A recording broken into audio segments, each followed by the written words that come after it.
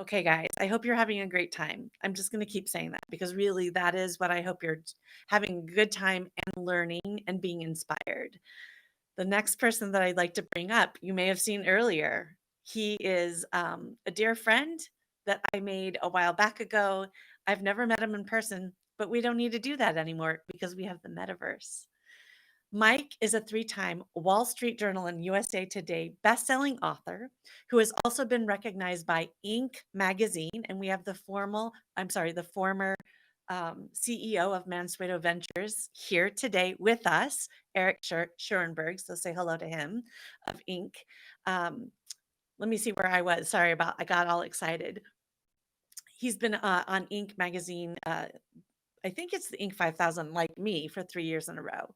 His companies have generated hundreds of millions over the past 10 years selling products direct to consumer.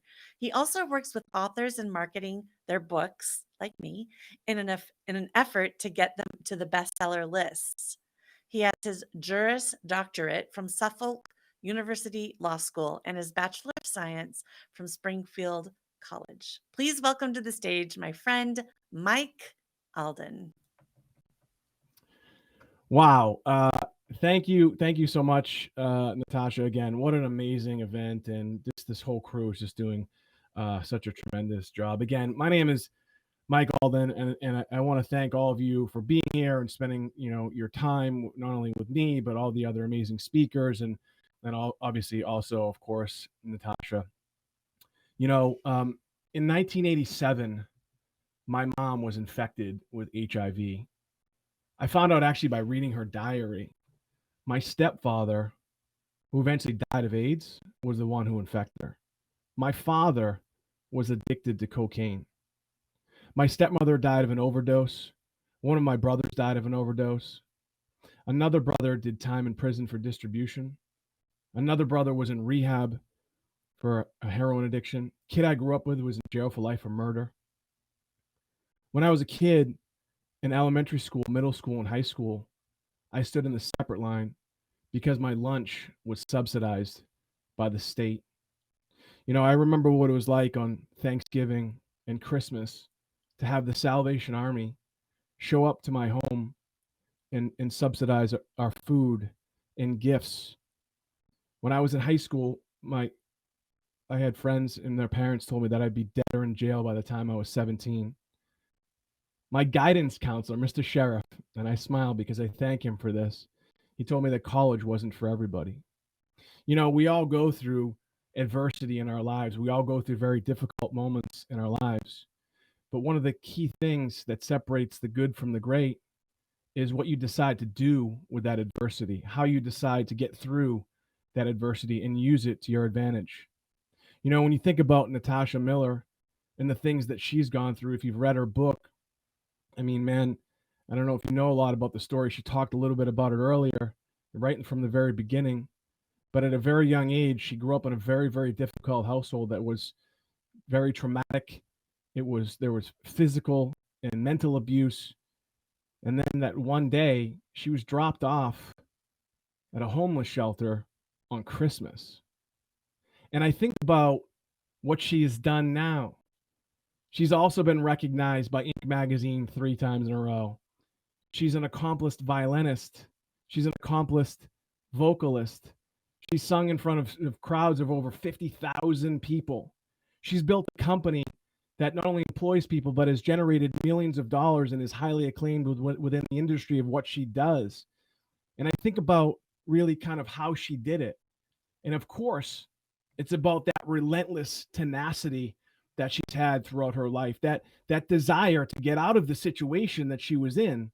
And the only way she could really do it is through that relentless tenacity, but it's also how she did it.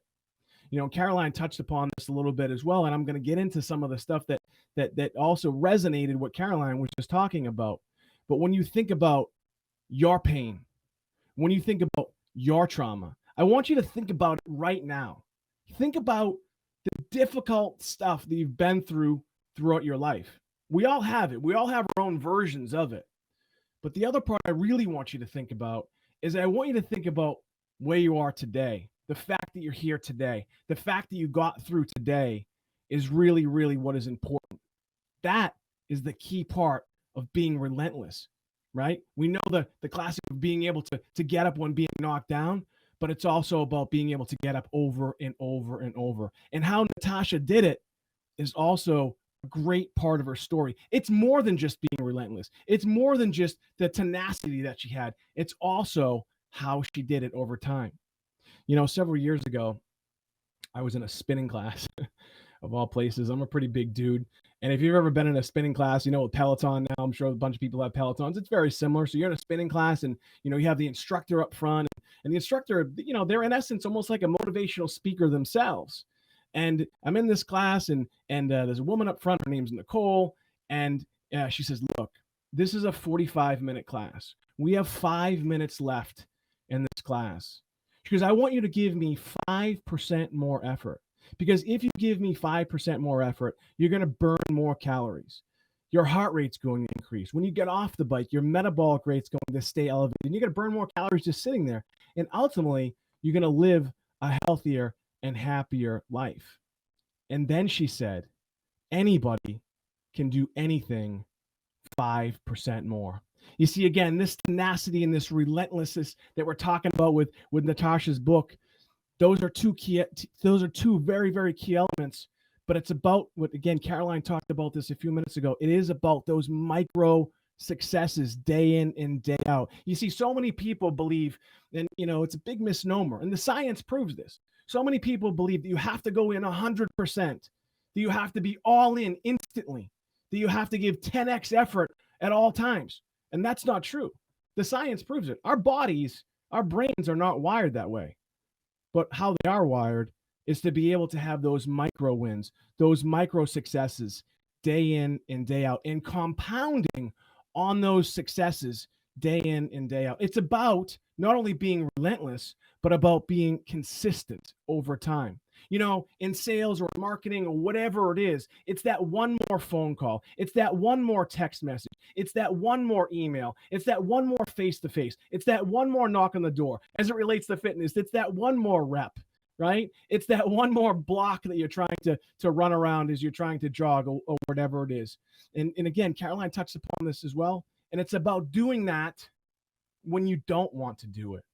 That's what separates the good from the great. That's a big part of being relentless.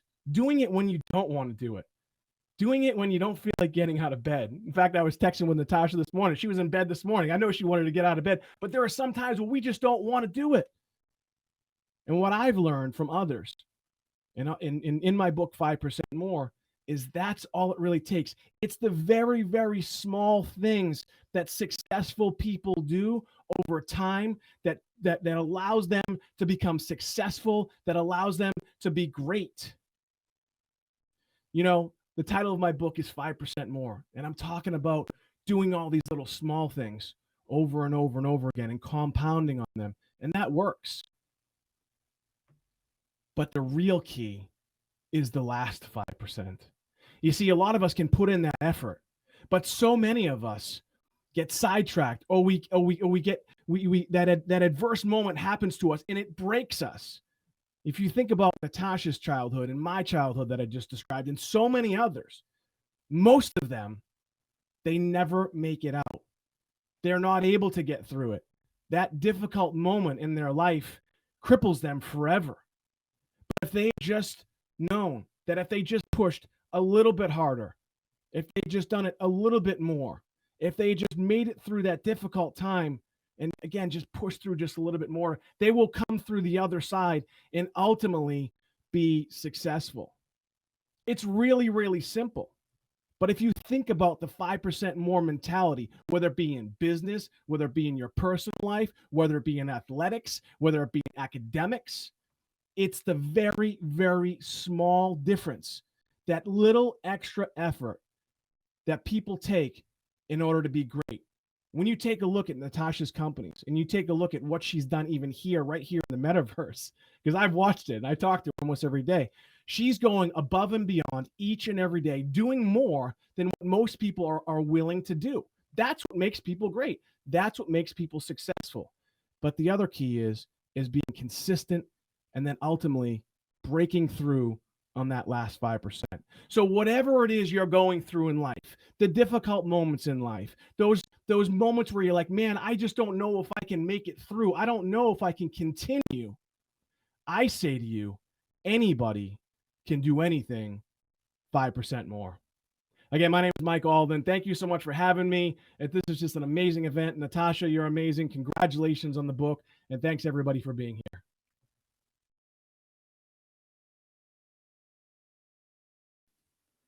Mike Alden, I love you. I just can't wait to meet you in June when I come to finish my entrepreneurial master's program through EO at MIT.